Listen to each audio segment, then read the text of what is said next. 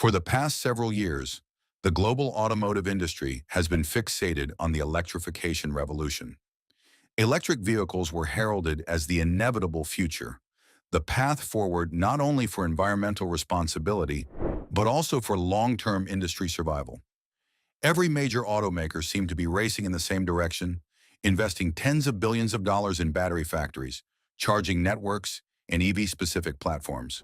But the last year has introduced a new chapter, one marked by recalibration, hesitation, and in some cases, outright retreat.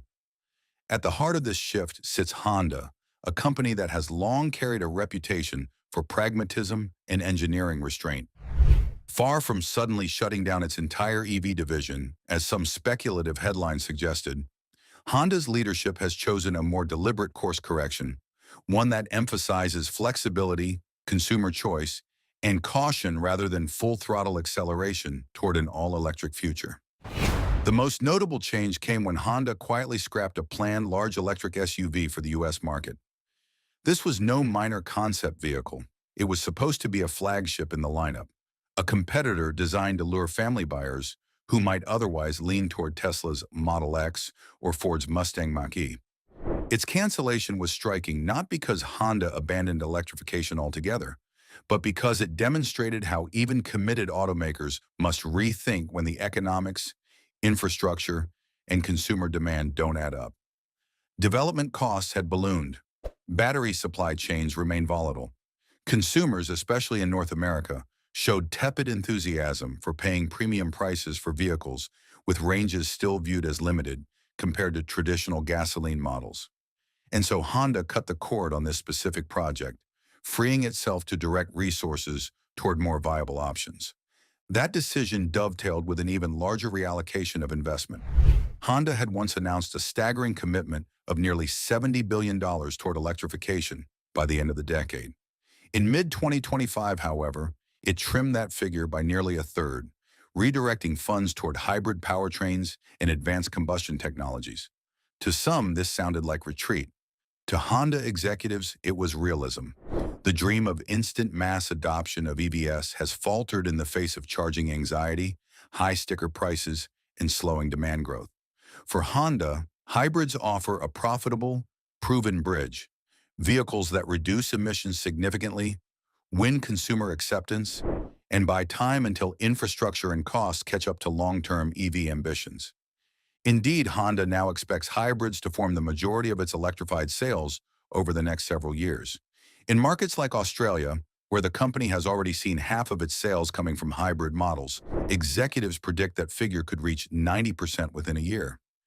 In North America, too, hybrid SUVs and sedans are outselling their electric counterparts in many segments, proving that buyers remain cautious about going fully electric. For Honda, the pivot toward hybrids isn't just a compromise, it is a deliberate attempt to give customers what they want now, rather than forcing them into a technology many still perceive as premature. It's important to understand that this does not mean Honda has abandoned EVs. On the contrary, the company continues to invest in its Zero Series, a new global lineup of electric vehicles that embodies a more forward-thinking design and technological philosophy. Two prototypes, the sleek Zero Saloon and the versatile Zero SUV, remain firmly in Honda's product pipeline, scheduled to enter production in 2026. These models reflect not only a stylistic shift toward minimalist design, but also the integration of new digital ecosystems, over-the-air updates, and advanced safety and driver assistance systems. At the recent Monterey Car Week, Honda's luxury division, Acura, unveiled the RSX prototype, a striking all-electric crossover built on this new platform. Scheduled to be manufactured in Ohio, it highlights Honda's determination to stay in the EV race, albeit with carefully chosen models rather than sprawling lineups. This dual approach, betting big on hybrids now while still nurturing a handful of strategic EVs for the near future, illustrates Honda's philosophy of pragmatism over dogma. Toshihiro Mibe, Honda's CEO, has been clear in public statements that his ultimate goal is carbon neutrality, not a specific technological solution. He acknowledges that EVs are central to that mission, but resists the notion that they are the only path forward. Having spent over 30 years in engine development, Mibe openly admits a personal bias toward combustion technology. Yet he also frames Honda's strategy as one of customer empowerment.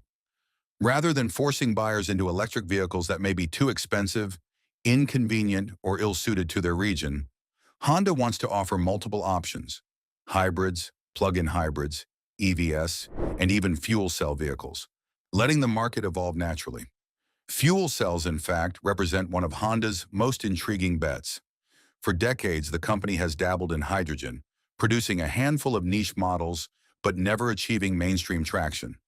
Now, as EV momentum cools, Honda is reinvigorating its fuel cell program, planning to launch a new hydrogen-powered CR-V variant. Engineers claim recent breakthroughs could slash emissions by as much as 90% compared to traditional internal combustion, potentially offering a lower carbon solution without the drawbacks of long charging times or heavy battery packs.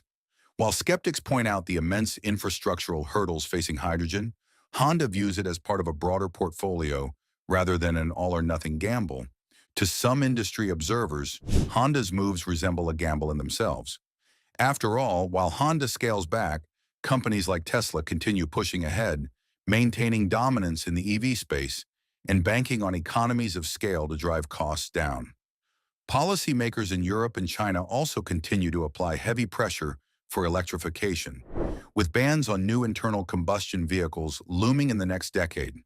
Critics argue that Honda risks falling behind, clinging to hybrids and alternative fuels while competitors secure their foothold in the EV mainstream. If infrastructure accelerates more quickly than expected, Honda could suddenly appear unprepared. Yet there's another side to this coin. The slowdown in EV adoption has been real. After years of optimistic forecasts, demand in the US has not matched expectations.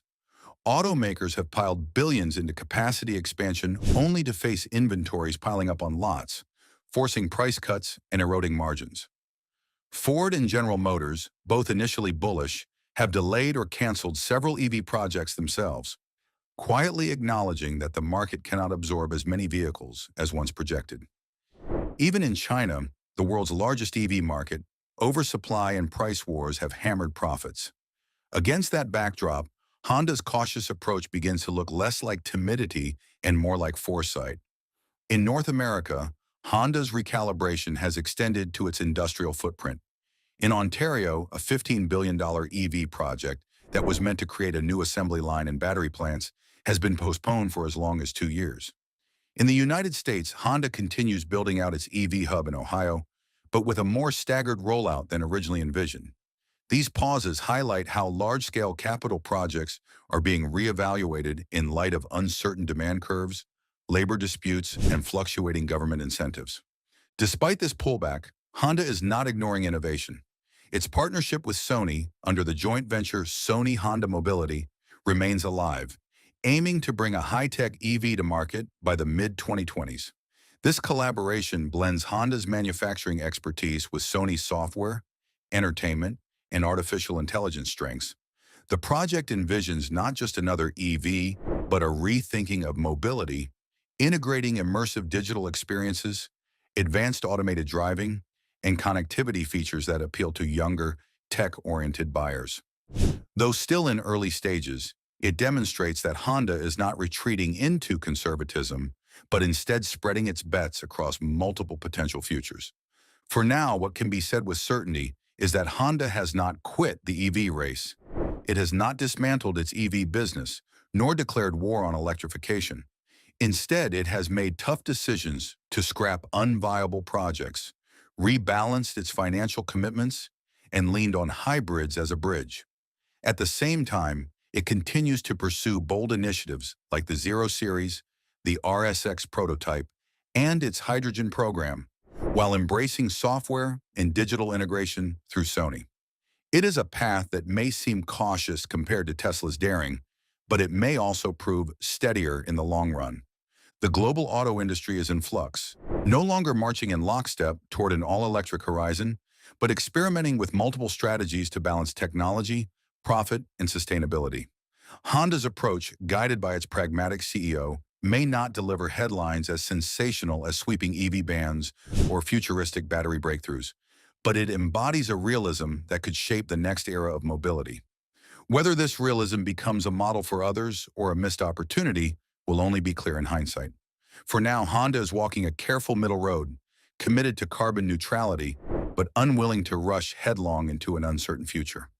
That was all from us today for this video. For more similar content, make sure to subscribe to Rev Without Roar. See you in the next one.